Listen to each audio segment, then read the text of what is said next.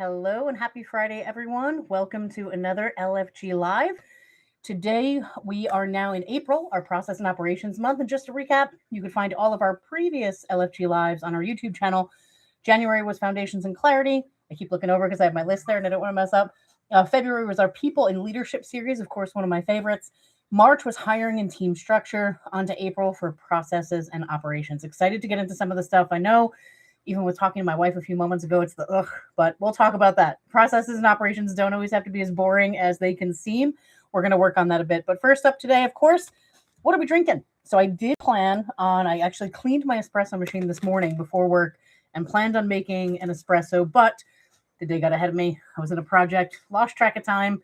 So went with my old standard in the afternoon. My tea today is a Japanese sencha. This one is made by Harney & Sons.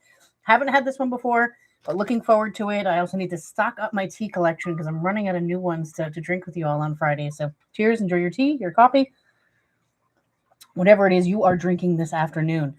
Also want to mention happy Passover, happy Easter, happy ending of Ramadan, happy spring, whatever it is you celebrate. Really a big happy spring break for everybody. For those of you who have kiddos at home, as we do, they are all home from school next week, which is going to be so much fun. We have 2 kids already home right now. 2 are about to get off the bus right now. 1 right after this call, we're going to pick up at Temple University in Philly.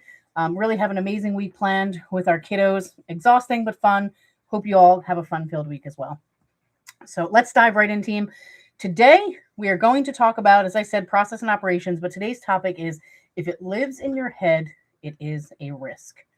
So if your business only runs smoothly, if you are there, and I'm talking to founders, presidents, CEOs, or owner-operated businesses, if the business only runs smoothly when you're there, you don't have a business, you have kind of a performance going on, and that performance is not scalable. Now, I'm not saying we're not going to respect the years of experience that you bring to the business and your innovation and all of those things that are going to help the business grow, but I'm talking more about that day-to-day. Are they not able to simply operate their business without you? That's a bottleneck. That is a restraint of you towards your business. And it is, as the title of today's session says, it is a risk. It's a risk to your customers. It's a risk to your team. It's a risk to your bottom line at the end of the day. And today we're going to talk a little bit about why that's true and how to identify when that's happening in your business. Now, next week, if you look at our agenda that came out yesterday for the month, next week is SOPs without the corporate BS. So next week is more about what we do about this.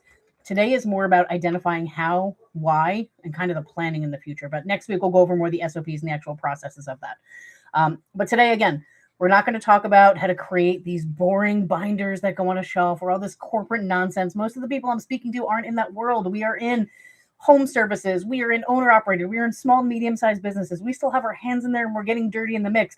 The last thing we want to think about is writing this archaic, dusty binder that goes on our shelf and nobody ever looks at again. That is not what I'm about. I'm about making things easier, making things scalable, and freeing you up to scale your business. And again, I always talk about scaling. Doesn't mean growing in size, could mean growing in quality, growing in what we do, but it's moving forward. It's the idea of continuous improvement. So let's talk a little bit about what a process is. Again, I can feel and hear the eyes rolling and the cringing. Processes. This is the boring stuff. This isn't fun. But process isn't something to roll your eyes about. Process is simply the way to do a task. That's it. So it's done the same way every time with predictable results. So think about a client I was speaking to today is in the landscape business. And if we go to do their lawn, we have 2 employees that go to do 2 different lawns on the same street, or the truck pulls up and the employees kind of divide and conquer. And one person, and they're paying for the same service. So same service is paid for. And both lawns are mowed, but only one gets their sidewalk swept up, or only one gets the edge trimming done, and the other one doesn't. But they're paying the same thing, same company, same day. Why would that be? Well, one employee is doing it one way, the other is doing it the other way. And that's going to cause problems, not only amongst the team, right? They're going to be upset. Why am I doing more work than that guy is? But the clients are going to be upset. They're going to look at the other person's lawn and say, well, why doesn't mine look like that? And that idea is universal to all businesses, that we have some sort of product or output, whether it's a simple product or a service that we're putting out.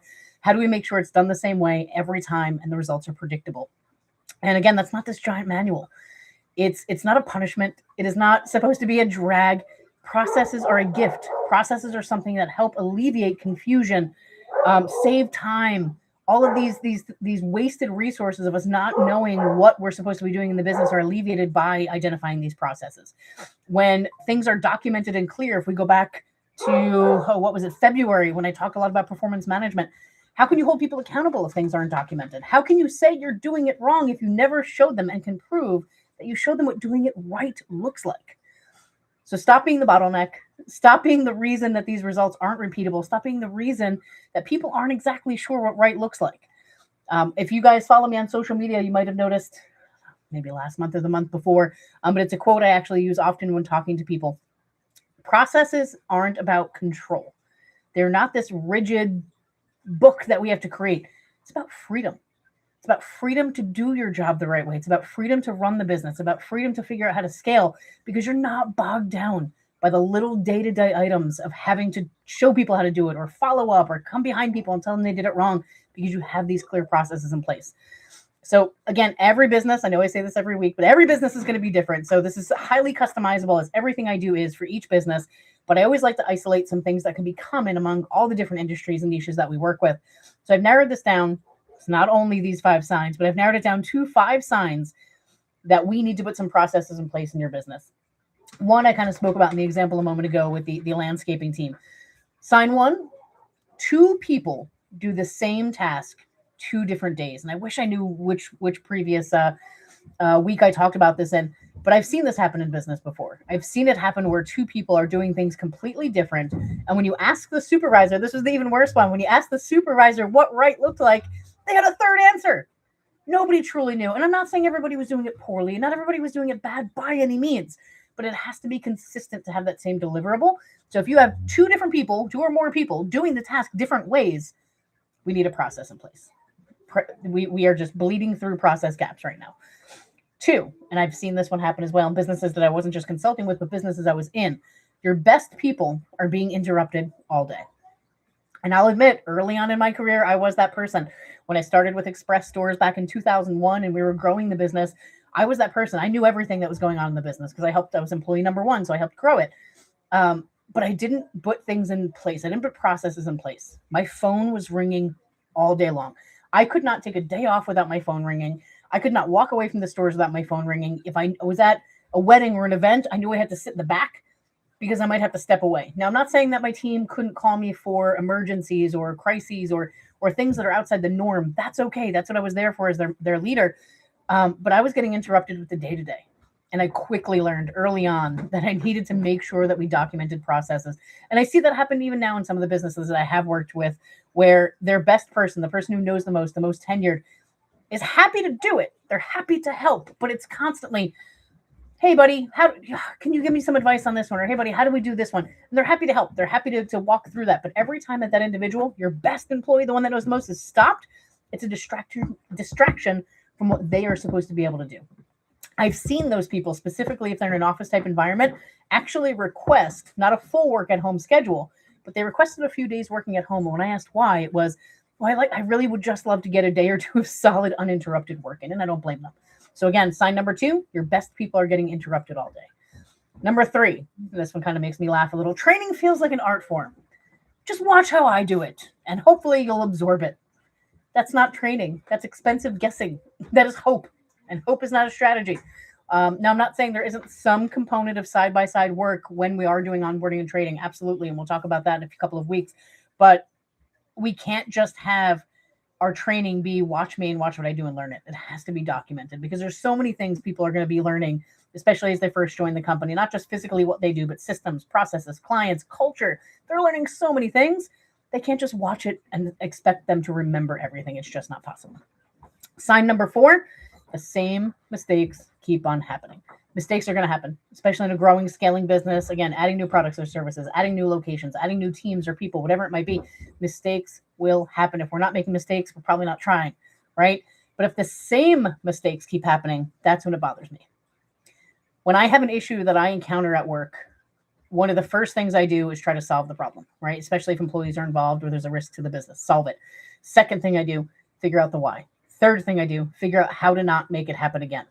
That is a consistent and solid methodology that I use when issues do come up. So if you see mistakes happening over and over again, there's probably not a clear process in place. And number 5, touched on this one a few moments ago when I talked about my phone use back in the day, but number 5 is you can't delegate without anxiety. I got a little anxious even thinking about that, right? I admit when I was talking to one of the people that I work with very recently, we talked about how tough it is sometimes to delegate. You know what you're doing and you know how to do it well. This person that I was working with asked me to hold them accountable, that if they weren't delegating when they were supposed to be delegating, to hold them accountable to that. And I said, the goal, and this particular person was a business owner. I said, my goal for you is for you to do nothing. They went, wait a minute. No, I want to be involved in my business. And I said, no, don't misunderstand me. But my goal is to do nothing, meaning that whatever's in front of you, you need to find, as the owner who's trying to grow and scale a business, you need to find a way to get rid of that. So you could take it, you could figure it out, you could come up with the SOPs and the processes and how it's done right. And then I need you to get rid of it. Give it to somebody else. And you have to be able to do that without anxiety, or at least minimize. I'm going to be realistic, at least minimizing that anxiety, right? And when we do that, it's because we know we trained, we put the processes in place, we made sure the people know exactly what they're supposed to do. It's going to get an achievable and repeatable result. That's the way it's going to be done. And by getting that job off of the business owner, CEO, whatever it may be, they're able to move to the next project and try to build something great out of that. So again, sign number 5, you can't delegate without anxiety.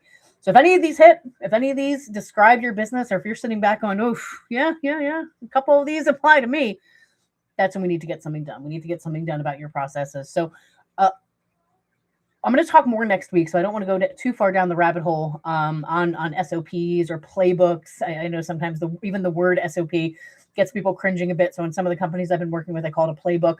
Whatever word we want to come up with, because words do matter, the titles do matter. But let's, for the sake of argument today, we're going to call them SOPs, standard operating procedures. But we have to document. And where I see a lot of this failure come from is we document once and then that's it. Now, documenting once it's just a piece of paper. It's just a piece of paper in my notebook. That's it. It doesn't mean anything. It doesn't mean anything at all if it's just a piece of paper in my notebook, right? It's just the first step. So the first is write it down. Doesn't have to be pretty. Doesn't have to be some formal thing that some expert created. It could just be something you wrote down, hand wrote on a piece of paper. Ugly is fine. Done beats perfect every day. Just make sure it's done. 2, look through your different variations of it. We talked a few moments ago how sometimes 2, 3, 4, 5 people might be doing things differently. Look at all the different variations. Go, okay, I have amazing people working in my company.